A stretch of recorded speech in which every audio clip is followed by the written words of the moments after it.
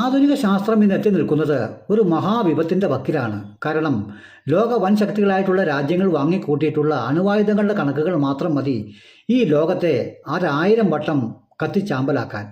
അപ്പോൾ പിന്നെ മറ്റ് വെടിക്കോപ്പുകളുടെ കാര്യങ്ങളെക്കുറിച്ച് പറയേണ്ടതില്ലല്ലോ.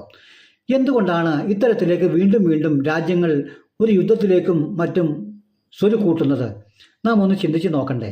ശരിക്കും പറഞ്ഞാൽ ശാസ്ത്ര വികാസം മനുഷ്യ പുരോഗതിക്കല്ലേ, മനുഷ്യരാശിയുടെ വികാസത്തിനല്ലേ ഭൂരിഭാഗവും ഉപയോഗിക്കേണ്ടത്?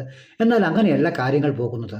അപ്പോൾ ഇതിനെ നിയന്ത്രിക്കുന്നത് വലിയ വലിയ വൻ ശക്തികളാണ്, വലിയ വലിയ കൊള്ള സംഘങ്ങളാണ് എന്ന് നമുക്ക് കാണാൻ കഴിയും. യഥാർത്ഥ പരീക്ഷണങ്ങളും മറ്റും കാര്യങ്ങളുമൊക്കെ ഓരോ രാഷ്ട്രങ്ങളുടെ ലബോറട്ടറികളിൽ നടക്കുന്നത് കേട്ടാൽ ഒരു പക്ഷേ നമ്മൾക്ക് കിടന്നാൽ ഉറക്കം വരില്ല. ചിന്തിച്ചാൽ ഒരു അന്തവുമില്ല, ചിന്തിക്കാത്തവർക്ക് ഒരു കുന്തവുമില്ല എന്നൊക്കെ കാരണവന്മാർ പറഞ്ഞു കേട്ടിട്ടുണ്ട്. എന്നാലും ചിന്തിക്കാത്ത തരമില്ല. കാരണം അങ്ങനെയുള്ള വാർത്തകളാണ് നിത്യവും നാം കേൾക്കുകയും കാണുകയും ചെയ്തുകൊണ്ടിരിക്കുന്നത്. ഇനി എന്തൊക്കെ കാണുമോ ആവോ.